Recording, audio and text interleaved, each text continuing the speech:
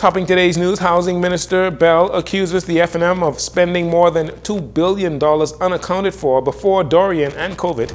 The Environment Minister Miller taking time to inspire at-risk boys at Program Shore, and another unfortunate drowning incident in the capital, this time a teenager.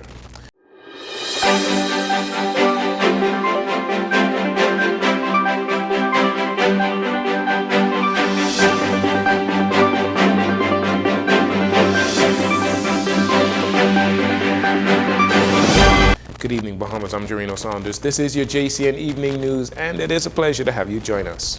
Minister of Housing Keith Bell is accusing the former Minnis administration of misusing over $2 billion in government funds.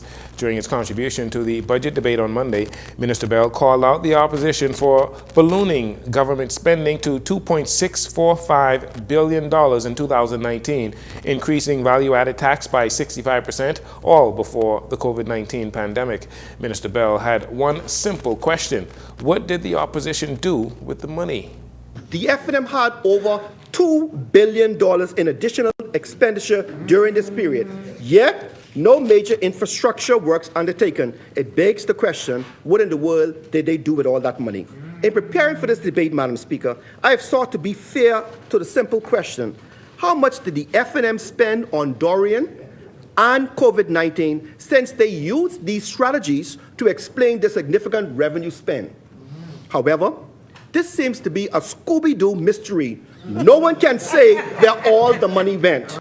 The F&M Minister of Finance indicated that in January 2022, that while addressing Hurricane Dorian would require an additional $87 million in recurring expenses and $100 million in capital expenses, totaling what?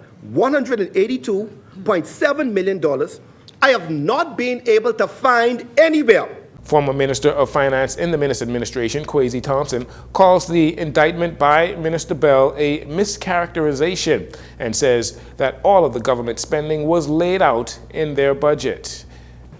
The member for Carmichael has asked where this $2 billion or this additional $2 billion was spent. I can't verify what he's saying in terms of the $2 billion, but every dollar that was spent is put in the budget, and the budget articulates where the money is spent.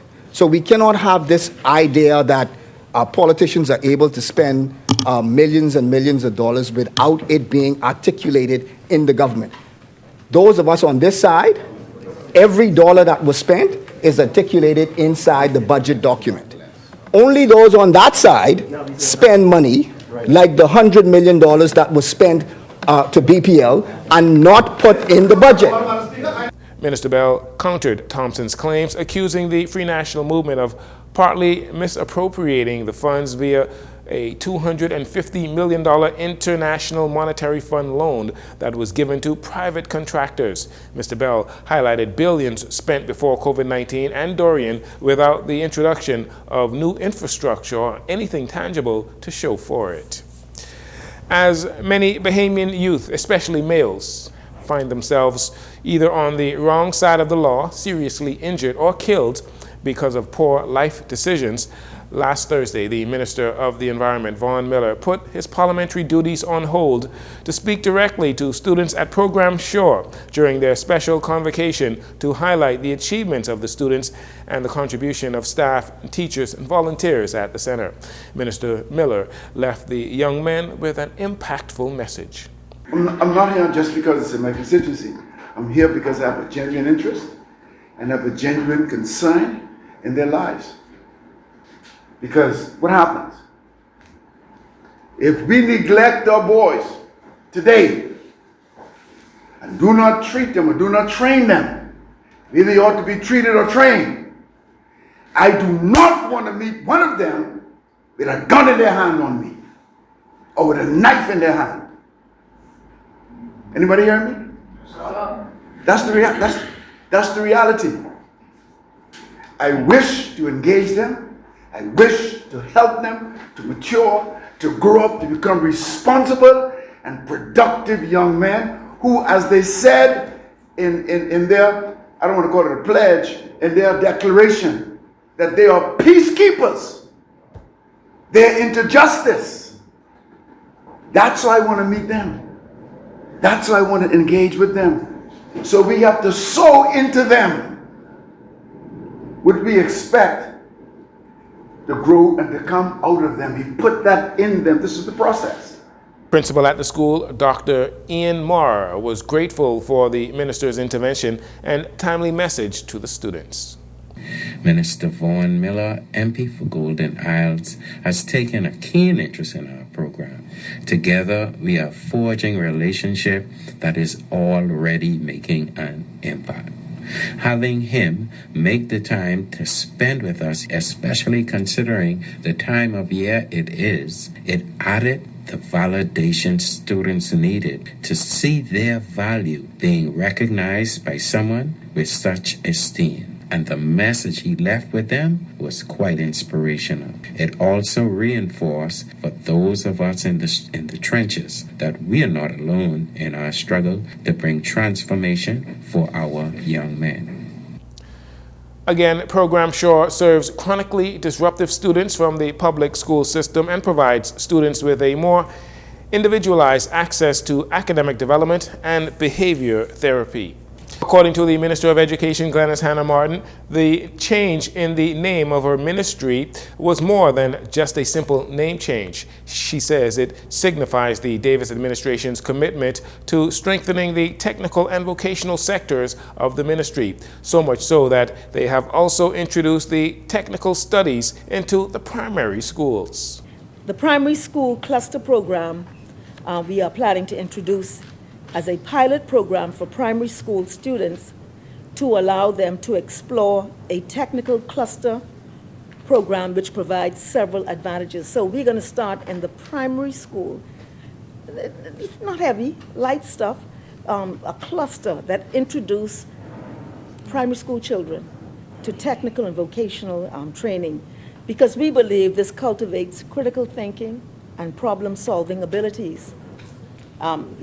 Carpentry is geometry and mathematics to a large extent. And this should aid students in making informed career decisions and boost engagement through interactive, hands-on learning. Minister Hannah Martin says the mandate is to produce technically skilled young people who can fill critical roles in the national economy. The ministry is also making it available for high school students to graduate with a technical diploma equivalent to an academic diploma. With another school year coming to a close, while there were many successes, the issue of absenteeism and at times students being reported missing remains a concern among educators. As a result, the Ministry of Education Technical Vocational Training spearheaded a parent engagement program that provides support to parents and teachers and the parent-teachers associations through counseling for both parents and students. Acting Director of Education Dominic McCartney-Russell says she wants parents to feel comfortable addressing issues that you may normally have at home with your children. And so we're offering support. We have met with PTAs at least 3 or 4 times this year in terms of giving them support for examinations, things they should be doing at home to support their children's learning. And so our desire really is to be a one-stop shop for our parents, so that if there's a need for counseling for the child, if there's a need for the basics, uniforms, etc., that we act as that support system to give them the support. McCartney-Russell says the ministry also offers programs that allow students that have consistently missed school to complete homework, in-class assignments, and exams. We actually have so many programs now in place to support students who may be at risk for academic failure. We have pull-out programs now. We also instituted our after-school programs. We have in the morning, programs in the morning. We have teachers teaching during the lunch period. And of course, during the summer, our Extended Learning Academy will take place this summer, and that has been expanded as well. And so the idea is to provide a wraparound service for children, whether it's a behavioral issue, whether it is a cognitive issue, whether it's a social issue or emotional issue. We're seeking to provide support and scaffolds and stackable tiered approach programs that will assist those students with their needs. A lot of problems in schools stem from home, and the Ministry of Education welcomes parents to seek help from the school counselors whenever it is needed. And finally, in this segment, after an elderly father died in a drowning incident on West Bay Street on Father's Day, unfortunately, there has been another drowning in the capital. This time, a 13-year-old boy who was swimming in a pool at Delaport Point with his family around 8:30 p.m. on Monday. He became unresponsive while swimming, and once his family members noticed it, they retrieved him from the water. They administered CPR until emergency medical services personnel arrived to render medical assistance. However, they confirmed that the young boy had no signs of life and pronounced him dead on scene. And while the number of reported sexual assaults has declined compared to the alarming numbers in 2023, police are currently investigating the circumstances surrounding an alleged sexual assault of a 24-year-old woman on Monday. This took place in the southwestern areas of New Providence. Police say shortly before 9 a.m., the victim was at a place of work, at a place of employment, when she was reportedly assaulted by a man that she knows. The search continues for that suspect. You're listening to Love 97 and JCN News. We'll take a break here. We'll be right back after these commercials.